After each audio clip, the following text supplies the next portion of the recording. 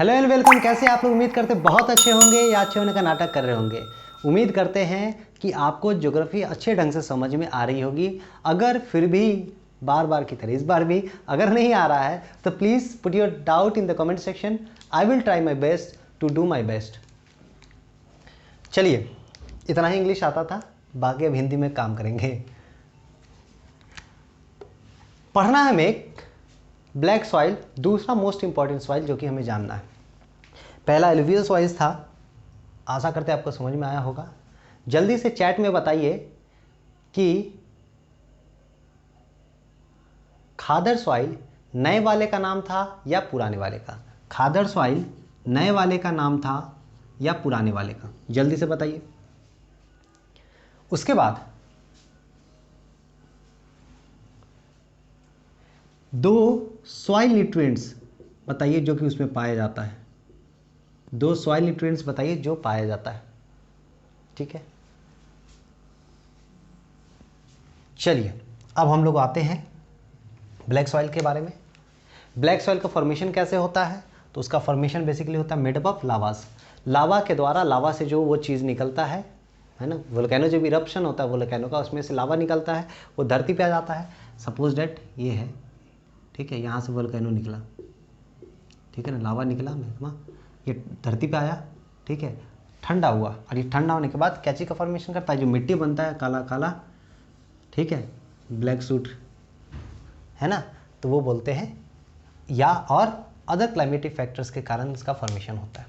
इसमें क्या चीज़ और होता है? फाइन पार्टिकल्स होता है, क्ले मटेरियल्स होता है, फाइन क्ले मटेरियल होता है, इसलिए इसमें वाटर कंटेंट ज़्यादा होता है, जिसका इसका सबसे important holding water holding capacity होता है, वाटर होल्डिंग होता है। इसीलिए पहले बारिश के बाद ही इसमें जुताई कर दिया जाता है, क्योंकि अगर बारिश ज़्यादा हो जाएगी तो वो क्या हो जाता है, जकड़ लेता है, इसलिए पहले बारिश के वजह से जुताई कर लिया जाता है।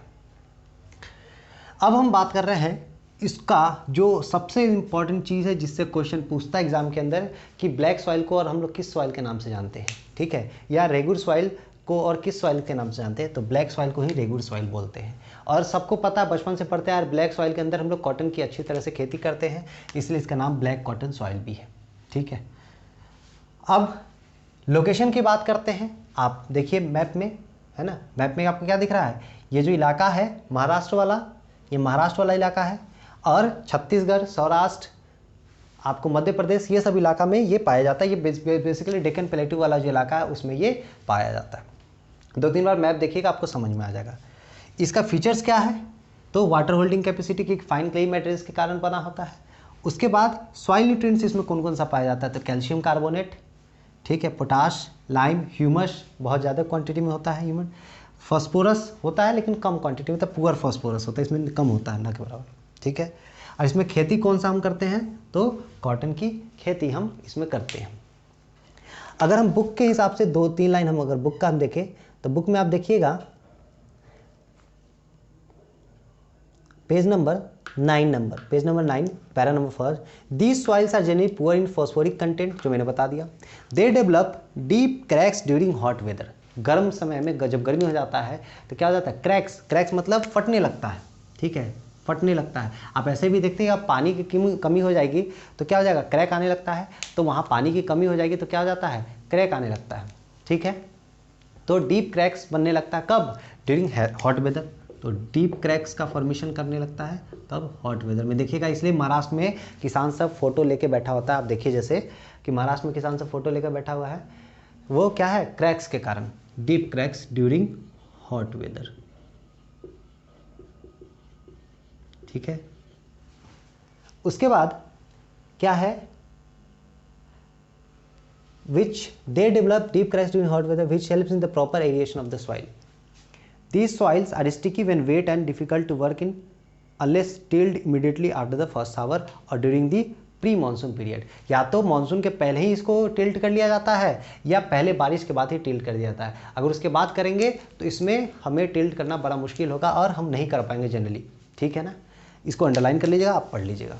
आशा करते हैं आपको चीज़ें अच्छे ढंग से समझ में आई होगी। आप स्क्रीनशॉट भी ले सकते हैं, ठीक है ना।